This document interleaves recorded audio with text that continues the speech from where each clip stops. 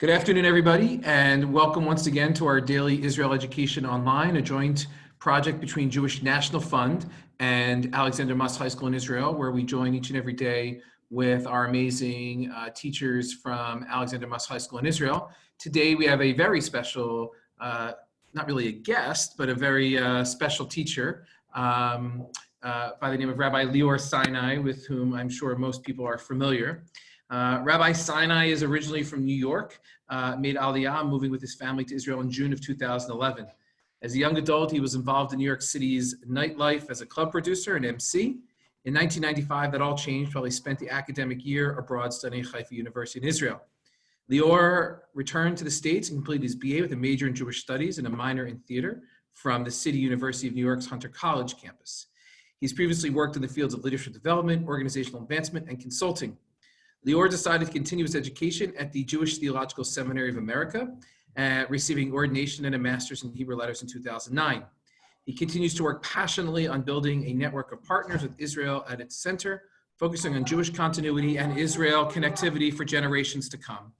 Leor began his tenure as co-executive director at the Alexander Muss High School. Leor began as co-executive director at Alexander Muss High School in Israel. I think this is now going on your 7th year? Who's counting? Who's counting? 7th year. So without further ado, it is my pleasure and distinct honor to welcome Rabbi Sinai to our classroom. Rabbi, the classroom is yours. Thank you, guys. Can you guys all hear me well? Raise your hand if you hear me. All right. Here in Israel, and I'm sure perhaps in the States as well, there's a lot of internet traffic. So things fall, things pick up.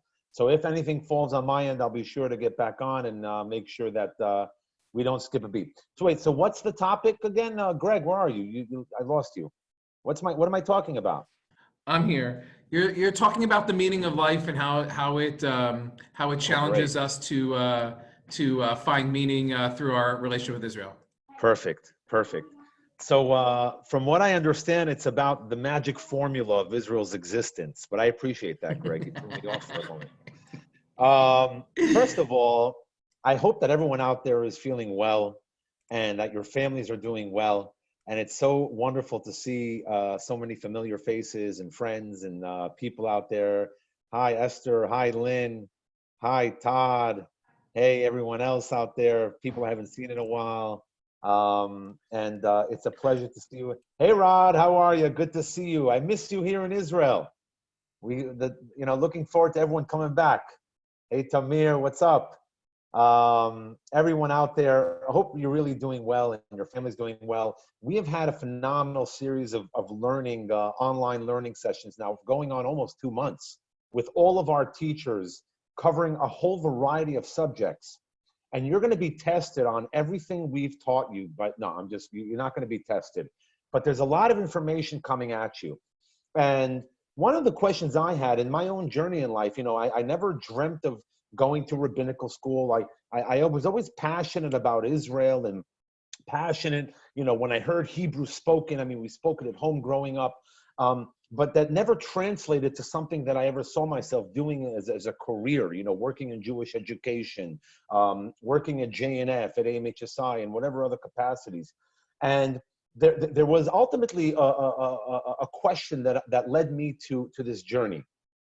And I'll just quickly share it with you. As Greg had shared, my previous life, if you will, quote unquote, I was involved in the nightlife in Manhattan and going out and throwing parties. And I was always a social person, as many of you know me today as a social person, I hope, and hopefully someone that you enjoy being around.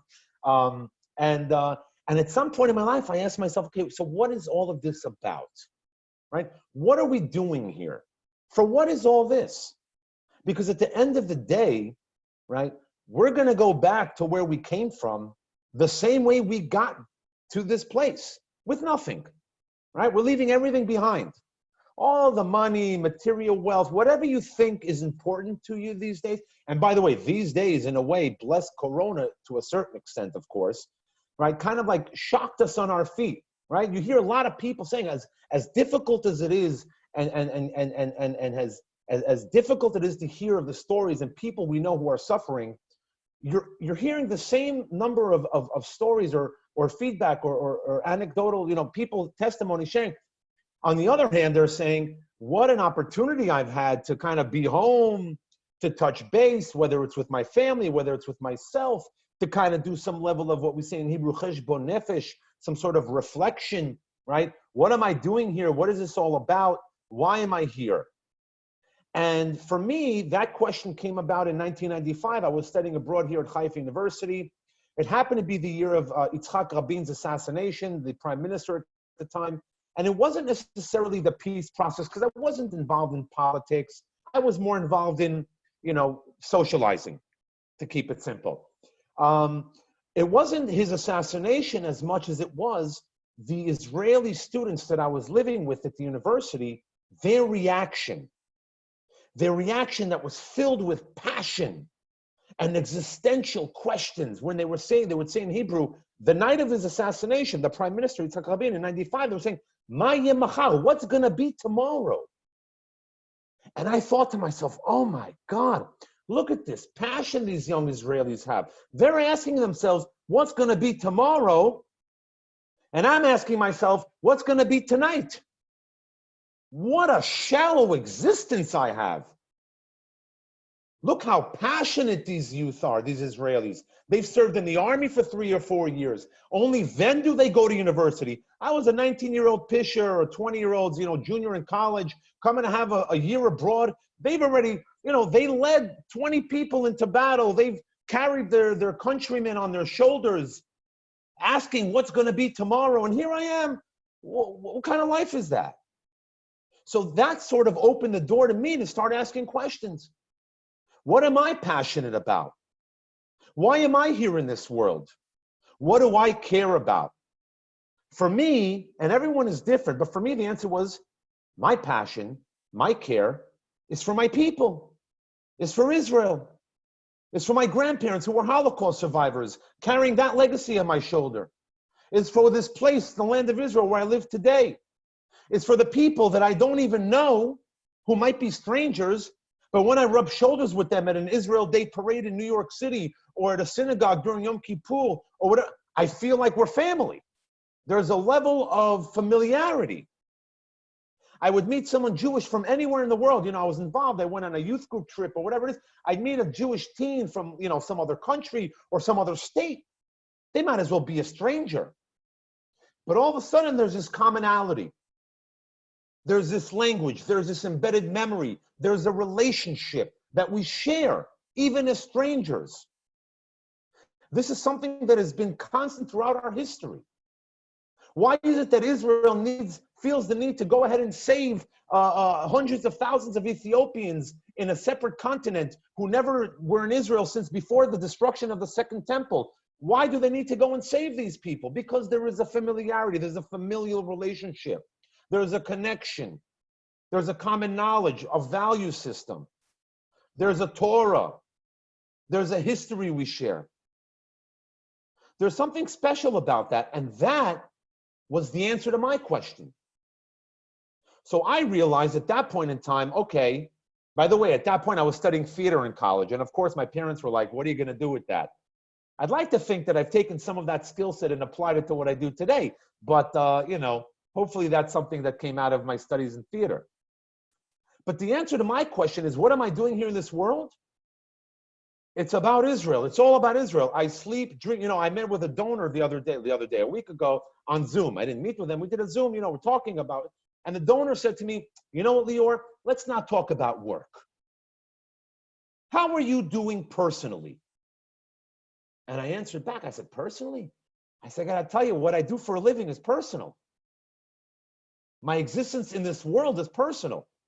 If what I do for a living on a day-to-day basis isn't personal to me, I'm not doing it. That's just me and my mishigas, right? So for me, what I do professionally is very personal. I bring my work home with me. Yes, I do. And thank God, by the way, for JNF, AMHSI, for allowing me to have a platform and a vehicle through which I can share that passion. Because if not, I'm not sure my wife would want to be married to me anymore. I drive her nuts. So I have where to unleash that passion. Now, once I realized that this was my passion and the reason why I'm on this earth, another question came up because I didn't grow up going to yeshiva. You know, my parents are Israeli, but we're kibbutznik. So, you know, we'd go to shul maybe once a year. And I remember when I was a kid, I went to shul. I grew up in Brooklyn. I went to shul, and the guy at the door of the synagogue asked my father for tickets. And my parents, being Israeli, you know, you don't need tickets here, right? It's open door, right? My father was like, tickets for what? And the guy at the door said, you need tickets to come into the synagogue. And my father, but we're Jewish. You know, he didn't understand that. Of course, that is a Jewish diaspora experience, right? Jews in the diaspora must tend to themselves, must provide for themselves. For the first time in 2,000 years, we have our nation state, Israel, which provides, so to say, that Jewish experience. Whether we agree or disagree what Judaism is and the denomination, that's a whole other discussion. But technically speaking, you don't have to pay dues to belong to a minyan. Sure, it helps to give. You give tzedakah, you support.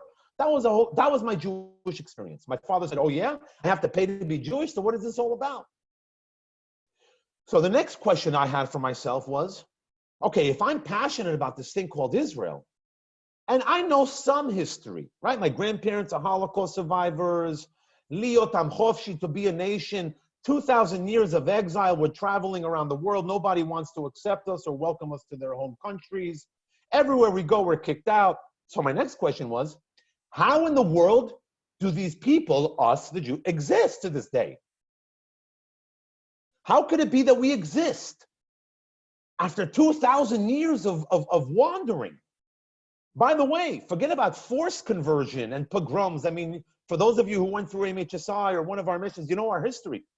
Forget about all of these things. We even welcomed assimilation, right? Jews of Germany, Theodor Herzl, prior to the Dreyfus trial in Vienna, Theodor Herzl, who was a journalist and like the epitome of a secular Jew, he was the one who argued for assimilation. He said, we got to be like everyone else. We got to speak German. We got to pray in German. We got to get rid of all these, kippas on our heads. Of course, time came to tell, and he realized the reality of things, that the Jew would never be accepted in the world until we were able to be in control of our own destiny. That's a fact, because we tried. We really, really, really tried to be accepted. We did everything we could. We changed our language. We adapted our culture to other people's. We did everything we could. It's all in the history books. So my question is, and how in the world could it be that after 2,000 years of all of the above, that somehow Jews still exist? If you look at any ancient peoples in the history of humanity, name them. The ancient Romans, they're non-existent. They're not the same Romans of today, right? I mean, they worshipped, they were pagan pagan worship. They spoke a different language. Their culture was different. Today, the Roman Catholic. The Greeks of today, they're not the Greeks of ancient Greece who worshipped Zeus and whatever other gods were there. I studied that in high school. I forget who they were. Greek mythology, right? It's not the same. The ancient Egyptians of once, the sun god Ra, right? They're not the same Egyptians. The Egyptians today are Muslim. They worship a different god than their ancestors did. The same things with the Persians, or what we call the Iranians today. There was Zoroastrianism. The ancient Persians were a different people than they are today. There is no theological, nor cultural, nor lingual, nor historical relationship between any of these peoples and the ancient world. If you want to study these ancient peoples, you go to a museum. You open up a textbook. You take a course on it. These ancient peoples exist in the annals of history. That's where you're going to find them. But if you want to study the ancient people of Israel, we're still here. We're still in existence. We still pray to the same God as did Abraham 4,000 years ago, ancient history. You dig in the ground, dig for a meter into the ground in any part of this part of the world, what we'll call ancient Israel, which includes Syria, Jordan, to Iraq. You're going to find remnants of our people. And not only that, and look this up if you don't believe me, you're going to find archaeological evidence. Doesn't get better than that. You're going to find archaeological evidence with Hebrew writing, dated thousands of years ago. So somehow this ancient people who had all the cards stacked up against them, this tiny people, we weren't a conquering people. We were indigenous to this land. We didn't go and conquer other lands and have you never heard of the Israel Empire, like the Persian Empire, the Greek Empire, the Ottoman Empire, the Egyptian Empire, the Roman Empire, right? They all fell. There was no Israel Empire. There was a kingdom, but these were the borders. In fact, the same borders that Israel exists to this day. These are the borders. So my question was at the time, how on earth do these people still exist to this day? How are we here? What's that magic formula? Now, I never imagined that I'd go to rabbinical school. That was never part of the plan, nor did my wife ever dream of being married to a rabbi one day. That wasn't part of the plan. But of course, as we say in Yiddish, Mensch tracht and Gott lacht, right? Man makes plans and God laughs. Next thing you know, what was supposed to be a master's degree in interdepartmental disciplinary became rabbinical school. Sometimes you got to put yourself out there, and opportunities are all over us. If we only open our eyes, they're right before us. The problem, of course, are the distractions we have in our lives, right? The mystics, the Kabbalists talk about that. The peeling away of the klipot, the peels that distract us from seeing what's right in front of us. So somehow that was my journey. And let me tell you, my questions were answered. So here's where we are. What's the secret formula?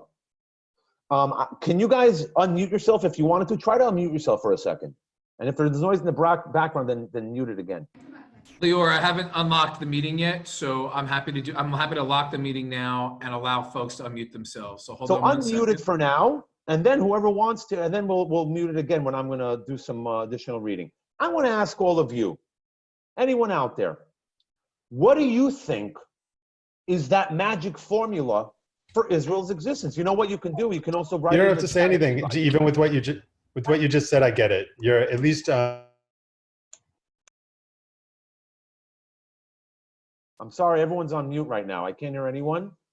Neither can I hear you, Greg. Sorry, Leor, I apologize. So now everybody has the ability to unmute themselves. Okay. I just ask that with Leor's question, I'll ask him to pose it again, that everybody unmute themselves judiciously. So if you unmute yourself, just please remember to mute yourself when and if you would like to, you can also put your response in the chat box. Okay, we'll see that there too. Okay, so I ask you, Leor, pose your question again.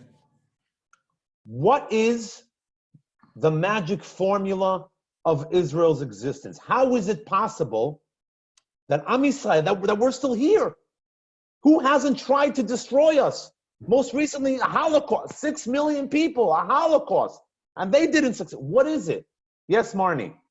I think one of the reasons that we continue to exist is that people keep trying to destroy us. I think nothing bands people together like having an enemy, and it keeps us tied together in this sick, twisted way, and keeps us going. So can I call that, Marnie, can I call that anti-Semitism? Anti-Semitism is certainly part of it. Anti-Zionism as well. Yes.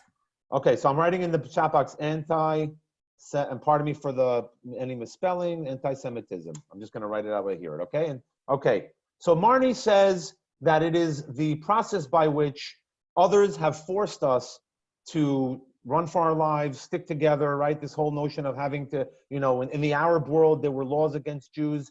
You can own a horse, but you can't own a saddle, right? In Eastern Europe, you had to live in this area in a ghetto, whatever it might be. So Marnie says anti-Semitism, anti-Zionism, etc. Okay, who else? What is that magic formula? Come on, you have answers. Yes, Toby.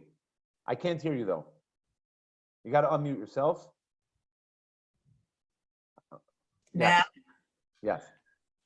You remember me as Rachel's grandma? Of course. How can I forget you, Toby? We had breakfast together.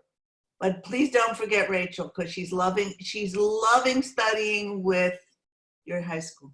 Good. Anyway, I'm so happy to hear. Thank you, Toby. My idea is we never give up. It's the metaphor I have for life, which is coming to the net every morning. So we never give up. Playing tennis, coming to the net every time. I like that. I like the metaphor. Thank you, Toby. All right, so we have anti-Semitism, never giving up. Who else? Who else has an answer out there? Marnie Nadolny writes, our traditions. Traditions. Yes, Esther. I think it's our Torah, our adherence to the Torah, to studying and to find meaning in the values of Judaism down through the ages, and not willing to give it up. I think it's a positive thing. No, I don't. From a negative point, I think it's from a positive situation. Thank you. Very good. Well, now, I'm sorry. Yes. Esther, did you want to say something? no, I'm going to mute myself. Go for it. Who else would like to say something? What do you think is the answer to the magic formula? Yes, Alicia Press. I think it's, hi, Leor. I think it's also a deep love of family and expanding our families. And Israel is thought of as family, and the people that live in Israel are thought of as family by people from around the world. And you always need to have a place to go home. And Israel needs to be our home. And you know, we all have that personal connection in one way or another to it. So it's that, you know, that love of having a place to be and having a place to feel welcome and that's important to you, just like your own home, especially during these days. Family, community. I mean, I'm going to build on what Toby said before, but I think it's the reason Hatikvah is the national anthem of Israel. I think it's sometimes what I consider the flaw of the Jewish people, our hope, right? That no matter what we do, we work hard in this world, and you know, it isn't just wishing that it'll be better. Like, we don't just wish tomorrow will be different. We don't just sit back and, you know, daven and wish tomorrow will be different. Rather, we have hope, and hope implies action. Hope implies that we are moving the world forward, that we're moving our people forward. So in a way, it's also, it can be called stubbornness too. Am kishe oref, no? Yes, a stiff-necked people. Yes, Rick, and then Esther. Yeah, I mean, I want to build on what Alicia said, that I want to, in thinking about it, another ancient group of people that's still around are the Tibetans. And I think it's because they have the same issue that sort of like we had. That is, they want their land. I think that if you have people who are doing nice things and doing good for the world, it's one thing. But I think if it's a place, you know, like their place where they want to be, and we had that place, and we manifest that place. We celebrated Yom Ha'atzmaut a couple weeks ago. We're celebrating, you know, Yom Yerushalayim in a couple of weeks. Like we care about this place, and I think you add that to everything that's been said. I think that's what makes us different than other people's. So it's connection to a homeland, right? It's an indigenous relationship we have with this place. You know, when I used to do birthright trips back in the day, you know, I remember bringing groups over. This is, you know, when it first started 20 years ago.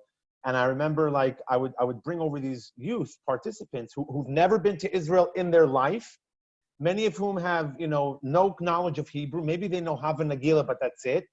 And they would come to me and say, you know, I've never been around other Jews. I'm like the only Jew in my high school. I've never been to Israel. But for some reason, after we landed in Israel, I had butterflies in my stomach. I felt like I was in a familiar place, even though I don't understand the language. Why is that? Right? There's a spiritual connection, this longing for a land that maybe is the sort of zeitgeist, it exists within our spirit. Very nice. Well, Naomi, right? I also think our long history of literacy and recording of our history plays a part.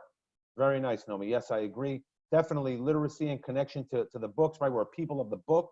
And yes, Joshua, memory. That's right. Yes, Todd.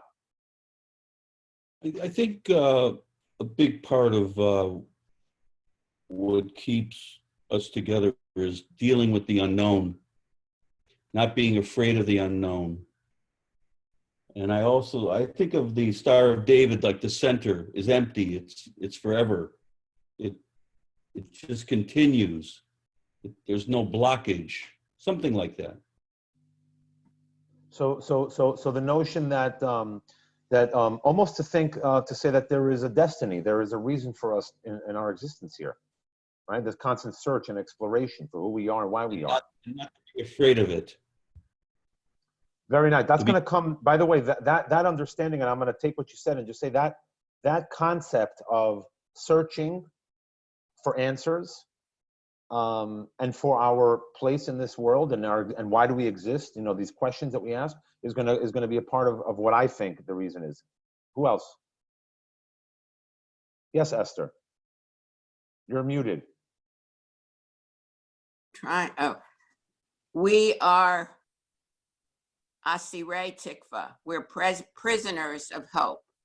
This has been our destiny to, and that's why we have HaTikva. It's no coincidence that HaTikva is all about hope, because the Jews are prisoners of hope. We don't give up. Very nice. Very nice. Who else? Who else has something they want to share? There are a few answers that I still haven't heard from yet. A few answers. What else? So far we have anti-Semitism, we never give up, our traditions, Torah, studying and finding meaning, family, community, HaTikva, the hope, people connected to a homeland, our long history of literacy and recording of our history, memory, not being afraid of the unknown, chutzpah, very nice, Joshua, chutzpah, right? We have the audacity to exist in the face, despite history. We have the audacity to say, we're not going to go. Right? Who else? Any other ones? We're going to take one or two more. Yes, Toby. You're on mute. I'm sorry. I can't hear you. Is that better? Yes. I think it's also about national pride. I want to share an anecdote with everybody. At one point, I was on a singles trip to Israel. And I came back and my rabbi's wife looked at my face and she said, Tova, that's my Hebrew name, you must be in love. And I said, no, Hadassah, I was just in Yerushalayim. There is something about our pride in our land, in our being Jewish, that propels us. Very nice. I like that a lot. Thank you, Toby. You're welcome. Do we have one more? Anyone else want to share any one more thing? Okay, great. So if we look at our list, we've added to the last after chutzpah is national pride. So, in my studies, I'm looking at, I'm trying to find answers to this question, really. I mean, it took me 6 years. I had no choice, but I had to do the full 6-year program. And with that, really, I have to say that for me, at least, I did find answers to my questions. And the answer to my question really, first and foremost, is a very dramatic scene that takes place. It's a biblical story that takes place, very dramatic. And may I add that it's a story that is actually backed up by many, many other instances throughout the Torah. Now, I'm not going to go throughout all the instances. I have 3 specific instances here that I'm going to share with you. But I want to ask you something.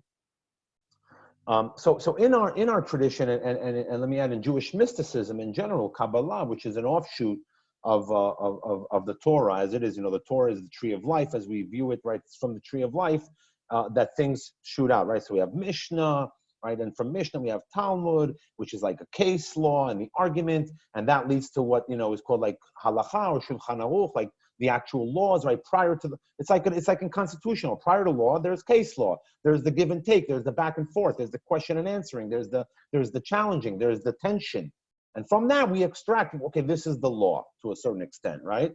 So another offshoot of the Torah is, let's call it Kabbalah or Jewish mysticism, right? And that also, throughout history, takes on many forms. You have Hasidut, right? Hasidut is the marriage of the case law of the halacha with the Kabbalah, right? Before that, it was very much separate. People would live a halachic life, They did what they did because that's what you do and you don't ask questions. And then there were those who lived a mystical life, and their hearts and minds were very much up in the heavens versus being here on the ground. And for those of us who don't know, we should know.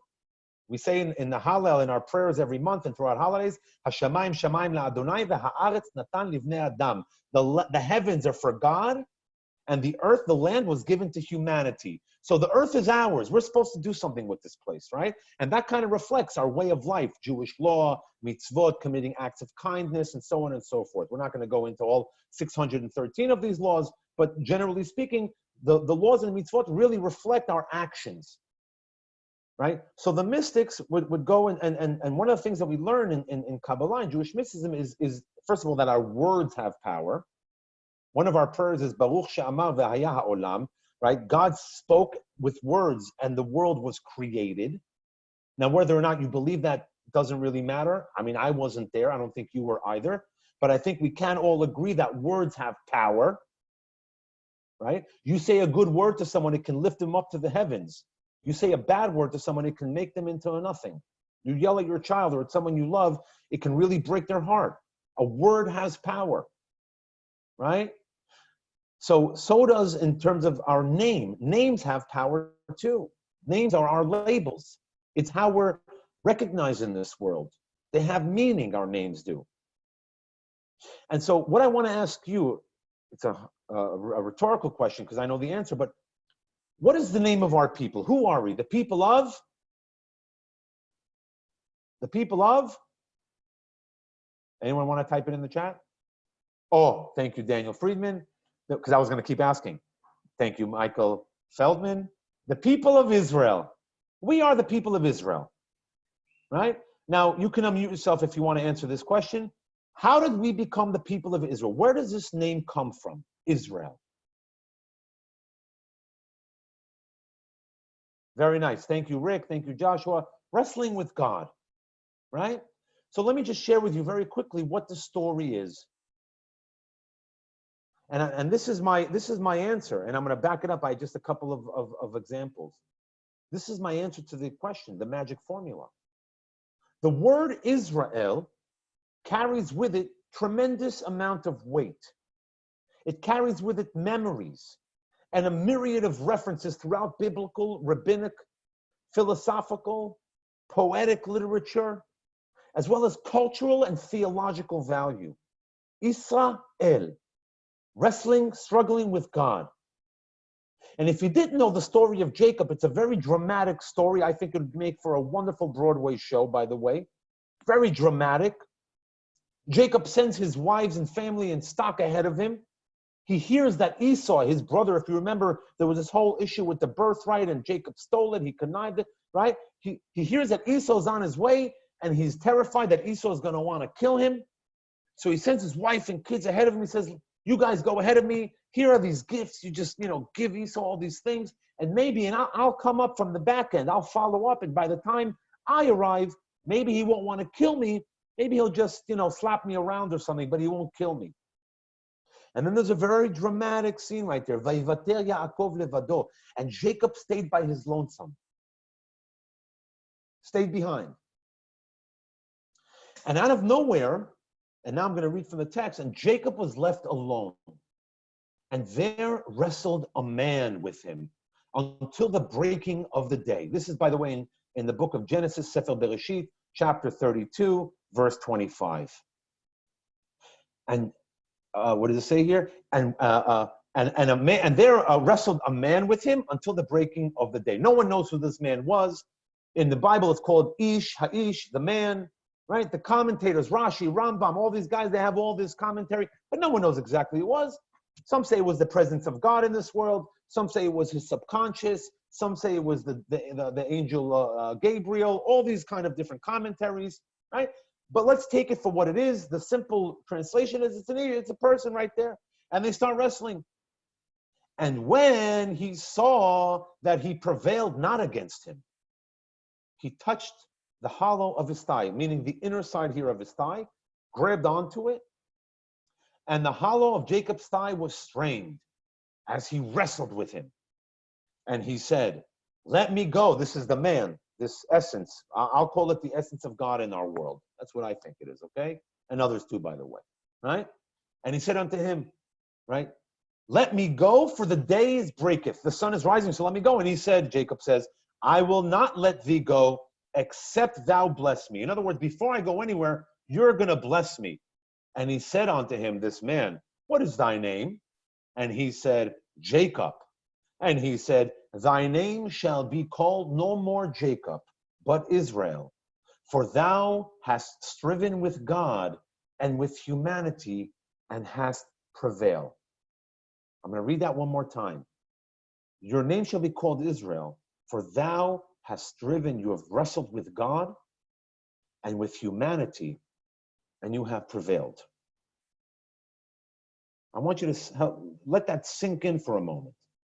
This is the essence of who we are as a people, as a nation, as a homeland, as a way of life.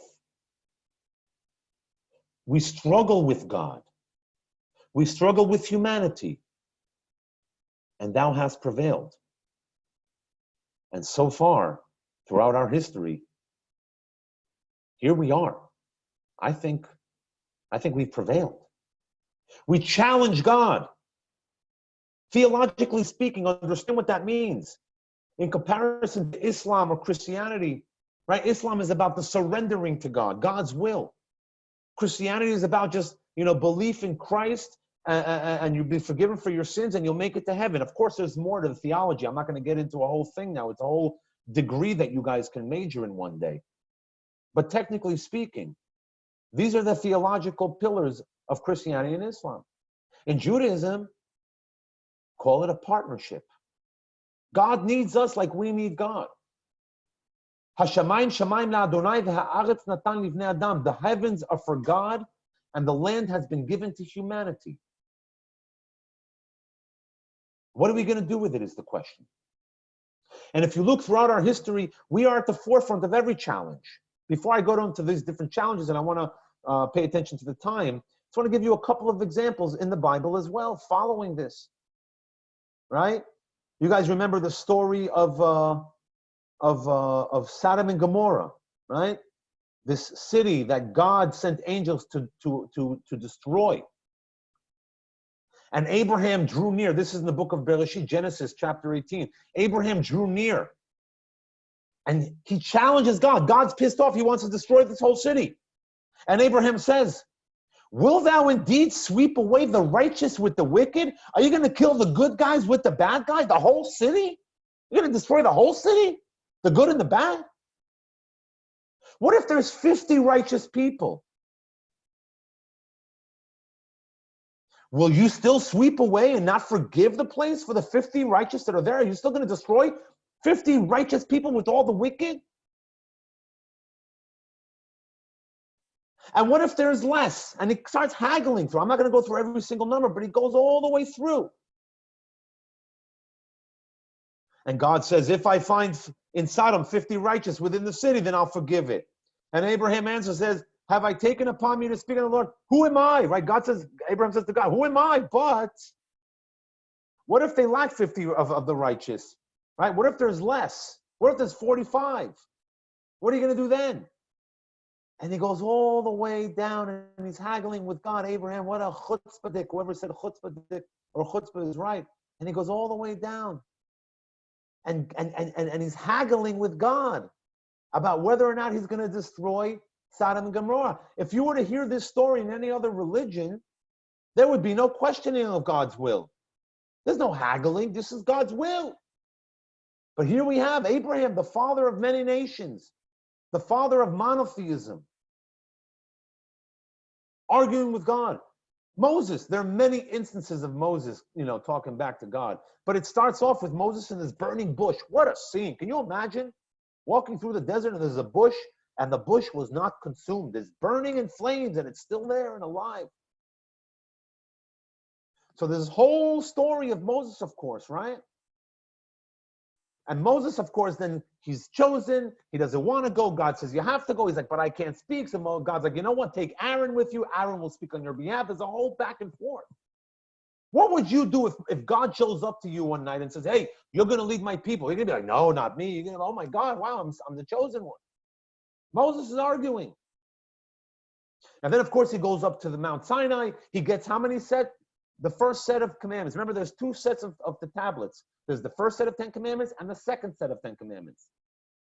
And with the first set of the 10 commandments, there's this whole story. It's very dramatic as well. The people are waiting. They're upset. Moses has left them. They push and they lean on Aaron and they say, hey, you got to build us a golden calf. Moses goes down, right? God says, look what your people have done here. He says, go get thee down, for thy people have brought us up out of land of Egypt, have dealt corruptly. They have turned aside quickly from where I've commanded them, right? And God says, I'm going to destroy them. He says, I've seen these people, and behold, it is a stiff-necked people. Now, therefore, let me alone, that my wrath may wax hot against them, and may I consume them. And Moses was very embarrassed, I imagine, at this point. Besought the Lord his God and said, Lord, why doth thy wrath wax hot against thy people? Why are you going to go destroy them? Thou hast brought forth out of the land of Egypt. You brought them out of Egypt with this great power, this mighty hand. Wherefore should the Egyptians speak? What are the Egyptians going to say? For evil did he bring them forth, to slay them in the mountains and consume them from the face of the earth, right? Moses is the voice of reason in this story. He says to God, what are you talking about? You want to be this greatest God of all time? What are the Egyptians going to say about you? You brought them out of Egypt just to destroy them in the desert? What's the point of all that? He's arguing with them. And we see this essence of discussion and arguing with God throughout, even in the Holocaust. Many rabbis, who, by the way, are still believers today, are very angry with God. I'm angry with God. Why does 6 million Jews have to die? Why do 1.5 million children have to be slaughtered? What did they do wrong? Does that mean I don't believe in God? Does that mean I don't have a relationship with God? Not at all. But I have that relationship that enables me to challenge and ask these tough questions. This is the essence of our people. And then, of course, thou hast prevailed against God and humanity. Against humanity, we're everywhere. Right? What was it? Rabbi Abrams, Joshua Heschel of blessed memory, who says in Thelma, I prayed with my feet. Right? Jews have everything to do with the civil rights movement and the freedom of African Americans. I prayed with my feet. Racism in Darfur, Jews are there trying to free them. Right? Tikkun Olam, this Jewish people who are 0.02% of the global population, not even a half of 1%, not even a half of 1% of the world is Jewish, and we're going to heal the world. Who the hell are we? We're going to heal the world? Where's the other 7 billion people? For thou hast struggled with God and with humanity and have succeeded. This is a very, very powerful formula. And so I'm just going to continue a little bit of a couple of lines here that I wrote and I'll share. So the essence of Israel's presence in this world, theologically, culturally, and socially, the essence of this is the struggle with God and with humanity. Now, struggle has a negative connotation. It doesn't have to be. Let's use, instead of struggle, let's use the tension or confrontation, which is a good thing. Right? I know in American culture, people shy away from confrontation. In Jewish culture, it's all about confrontation. We argue, we debate. I have Christian friends who are like, man, you guys are so lucky. You can argue with your God. You can challenge your own God. I'm like, yeah, of course. Every day. Why do we have to suffer, God? It's not the sins for our past. Let's get that. We're beyond that. What's going on here? Right? This is the essence of who we are. The struggle with God and humanity. I believe this formula of our people, it is about approaching God and our struggle for answers to difficult questions. It is our love and compassion for a life that is filled and frames our struggle with humanity, our desire to make our world better, our pursuit of justice and all that is good. This is the magic formula, Israel. I want to thank you all for joining me and having me this evening. Thank you, Greg, for inviting me to your show. It's a pleasure. It's not my show. Pleasure to see you all. I hope we learned a little something. And next time you wonder, and maybe you have a different answer, but as far as I'm concerned, this is the magic formula. It's in our namesake, Israel. We are all people of Israel, no matter where we live. This is why we exist to this day. Wishing you all lots of good health, only good things and blessings. God willing, this easing of restrictions will spread from Israel, which is where it's happening, to around the world so that other countries will be eased and open. The airlines should start flying again. And Bezrat Hashem, God willing, I look forward to greeting you at Ben Gurion Airport, take you out for a falafel on me, and we'll all be together and celebrate. Do we get to choose shawarma instead? Okay. So before we go, Israel Chai. So before we go, I want to thank Rabbi Sinai. Leor, thank you for the impassioned teaching. Am Yisrael Chai indeed. And want to remind everybody that we are doing these every day at 1 o'clock. You can feel free to join on the same Zoom link that you shared every day. All of our teachings are going to be up online at the JNF YouTube website, usually within a couple of hours after each class.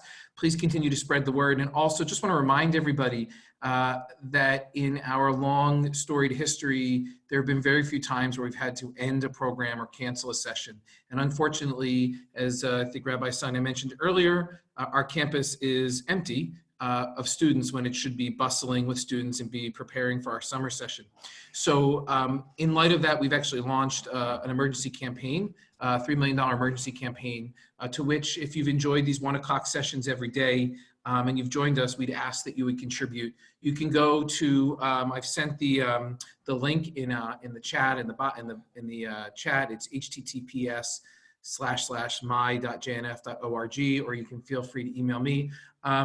We ask that if this is something that you've enjoyed, you make a contribution, maybe in honor or in memory, in honor of Rabbi Sinai's teaching or in memory of a loved one, to help us continue to support the Alexander Muss High School in Israel and ensure that for generations to come that we'll be able to transform and change lives. So again, thank you everybody for joining us. And before we end, Rabbi Sinai, Leor, it is the classroom is yours once more. We give you the final word. Never, ever, if there's anything we know about our people and our history, we never lose hope. We have a mission here, and our mission is to bring light to our world, and we ought to be inspired. We may not all agree about everything. We may have different approaches to, keeping what we keep and where we should live in this world, but at the end of the day, if we can't argue with ourselves, who will we argue with? This is what family does. Family argues with each other. And it's not an argument to put anyone else down. It's an argument, as we say, l'shem shamayim, for the sake of the heavens. It's to challenge each other. Because one thought I might have might be changed by a conversation I have with you. At the end of the day, it's all about unity. My hope is that we'll continue to focus on that unity, focus on what brings us together, not tears us apart. And I believe that that will be the tikkun olam. It's not about going and digging wells in other countries, which is very nice to do. But it's about role modeling. It's about role modeling what a people should be like. And we have that formula in us. We just need to focus and hone in on that and share it with the world. So I want to thank you, everyone, for being here and taking your time to join us. And God willing, we should have many, many more learning sessions together and grow. And at some point soon, all visit and meet up here in Israel. Thank you all. Amen. Thank you, everybody. Thank you. God bless.